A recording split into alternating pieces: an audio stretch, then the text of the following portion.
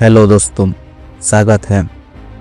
दोस्तों, हमने बचपन में कई बार अपने बड़े को गुस्सा करके ये कहते हैं सुना है कि पैसा पेड़ पर उगता है क्या। तो अगर आपने उस समय ये वीडियो देख ली होती तो आप उन्हें ज़रूर कह पाता कि पैसा पेड़ पे ही उगता है। क्योंकि आज इस वीडियो में हम आपको एक ऐसी पेड़ के बारे में बताने वाला है जहां असल में पैसा उगता है, और ये पेड़ जितना पुराना होते हैं ये आपको उतना ही ज़्यादा पैसा उगा के देती है। तो दोस्तों, इस वीडियो में हम एल्बर्ट आइंस्टाइन की अकॉर्डिंग दुनिया का अष्टम अजूबा यानी कि कंपाउंडिंग के बारे में सीखेंगे और देखेंगे कि कैसे कंपाउंडिंग के मैजिक से 1 लाख की इन्वेस्टमेंट 100 सालों में मुकेश अंबानी के नेतृत्व से भी ज़्यादा की वेल्थ जनरेट कर सकती है, और कैसे इसे प्रैक्टिकली इस्तेमाल करके आप अपनी कम उम्र में ही एक करोड़पति बन सकते हो। दोस्तों, कंपाउंडिंग एक ऐसा कॉन्सेप्ट है जिसे आप अपनी यंग एज में ही डीपली सीख ली तो बहुत जल्द फाइनेंशियल फ्रीडम पर आ सकते हो, और साथ ही आप ये सीख पाएंगे कैसे पैसा से पैसा बनाया जाता है और कैसे लोग पैसा के लिए काम ना करके बल्कि पैसा से ही काम करवा के अमीर बन जाते हैं। तो इस वीडियो को आखिर तक ज़रूर देखिए, क्योंकि आप कंपाउंडिंग की एक्चुअल पावर और इसके प्रैक्टिकल यूज़ के बारे में तभी समझ पाएंगे जब आप ये वीडियो पूरी डिटेल में बिना किसी पार्ट को स्किप किए अंत तक देखेंगे। दोस्तों, बेंजामिन फ्रैंकलिन के एक बहुत ही पॉपुलर कोट है जो कंपाउंडिंग को एक ही लाइन में एक्सप्लेन कर देती है, और वो है in compounding money makes money and the money that makes money makes more money. यानी कि कंपाउंडिंग में पैसा पैसा बनाता है और पैसा जिस पैसा को बनाता है वो और पैसा बनाता है। फॉर एग्जाम्पल, अगर आप 10,000 इन्वेस्ट करते हैं और आपकी फर्स्ट टर्म में 10% रिटर्न के हिसाब से 1000 का इंटरेस्ट मिलता है, तो कंपाउंडिंग के अंदर आपको नेक्स्ट टाइम में इस 1000 के इंटरेस्ट पर भी इंटरेस्ट मिलता है। यानी कि आपका प्रिंसिपल अमाउंट अगले टर्म के लिए 11,000 हो जाता है, और 10% इंटरेस्ट के हिसाब से आपको 1100 का इंटरेस्ट मिलता है, और फिर से ऐसा ही अगले टर्म के लिए आपका प्रिंसिपल अमाउंट 12,100 हो जाता है, और ऐसे ही प्रोसेस चलता रहता है। दोस्तों, शुरुआती दौर में आपको कंपाउंडिंग के टर्म काफ़ी सिंपल और छोटे लगेंगे, लेकिन एक टाइम के बाद कंपाउंडिंग में आपका पैसा एक्सपोनेंशियली ग्रो करने लगता है। दोस्तों, कंपाउंडिंग की पावर को समझने के लिए मैं आपको आपकी बचपन में पढ़ी गई एक स्टोरी का याद दिला देता हूँ। अपने बचपन में एक स्टोरी ज़रूर पढ़ी होगी कि एक राजा एक व्यक्ति से चीज़ में हारने के बाद उसे इनाम के तौर पर कुछ भी देने के लिए तैयार हो जाते हैं। वो आदमी राजा से कहता है कि उसे 10 चीज़ के पहले स्क्वायर पे चावल का 1 दाना, दूसरी पर 2 दाना, तीसरी पर 4 दाने, चौथी पर 8 दाने, और इस तरह से चीज़ के आखिरी स्क्वायर तक चावल के दाने चाहिए।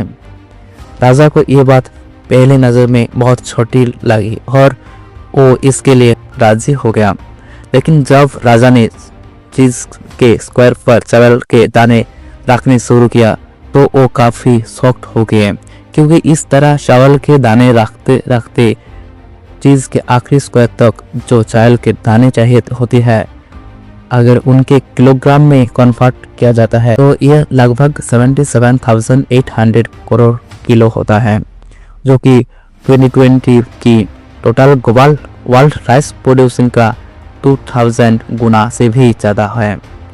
दोस्तों, अभी हमने जो कंपाउंडिंग का एग्जाम्पल देखा उसमें रिटर्न 100% लिया गया है, जो कि प्रैक्टिकली पॉसिबल नहीं है।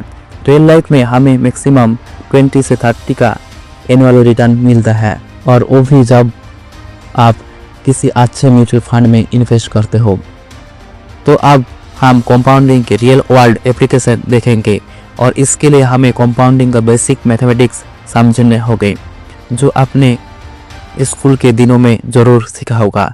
बस प्रॉब्लम यह है कि आपको वो कॉन्सेप्ट उस वक्त सिर्फ और सिर्फ नंबर लेने के लिए पढ़ाया गया था, ना कि किसी फाइनेंशियल एजुकेशन या रियल वर्ल्ड एप्लीकेशन के लिए। दोस्तों, ये कंपाउंडिंग के लिए मैथमेटिकल फॉर्मूला है। इस फॉर्मूला में P का मतलब है प्रिंसिपल अमाउंट जो आप इन्वेस्ट करते हो, R है rate of interest applied per unit time, N है नंबर ऑफ टाइम पीरियड। अब क्योंकि हमने एनुअल इंटरेस्ट मिलता है तो हमारे लिए N का वैल्यू होता है 1। तो सिंप्लीफाइड कंपाउंडिंग इंटरेस्ट का फॉर्मूला बन जाता है ये। तो आप समझते हैं कंपाउंडिंग का रियल वर्ल्ड एप्लीकेशन। चलिए मान लेते हैं कि आप 1 लाख किसी म्यूचुअल फंड में इन्वेस्ट करते हो जो आपके एनुअली 20% का रिटर्न देता है। तो हमारे कंपाउंडिंग इंटरेस्ट का फॉर्मूला कुछ इस प्रकार से रिड्यूस हो जाता है, जहाँ R का वैल्यू 0.2 है, P = 1 लाख है और T टाइम हम अपने हिसाब से लेते रहेंगे। तो अब हम अलग अलग टाइम के हिसाब से कैलकुलेट करते हैं। अगर हम 1 साल के लिए इन्वेस्ट करते हैं तो T = 1 होगा। अगर हम 5 साल के लिए इन्वेस्ट करते हैं तो T = 5 होगा एंड सो ऑन। कंपाउंडिंग के इस बार को अच्छे से समझने के लिए हम T को 1, 3, 5, 10, 30, 50 एंड 100 के लिए कैलकुलेट करते हैं। दोस्तों, स्क्रीन पर आप अलग अलग टाइम के लिए रिजल्ट देख सकते हैं।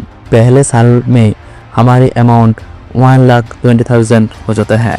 तीसरे साल में ये अमाउंट 1,72,000 हो जाते हैं। 5 साल में ये 2,48,000 हो जाते हैं।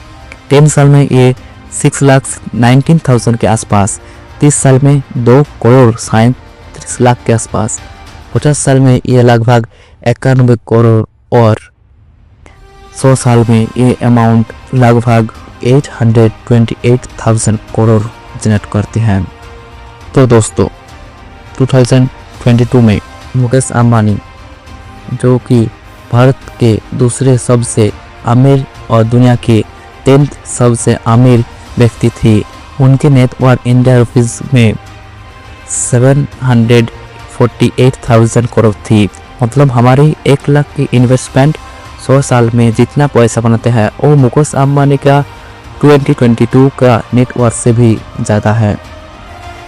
तो दोस्तों, रियल वर्ल्ड में वॉरेन बफेट ने कंपाउंडिंग के इन्हीं मैजिक से 60 सालों में ही वॉरेन बफेट ने 104 बिलियन कमा लिया है और अगले 40 सालों में ये अमाउंट 300 बिलियन क्रॉस कर जाएगी।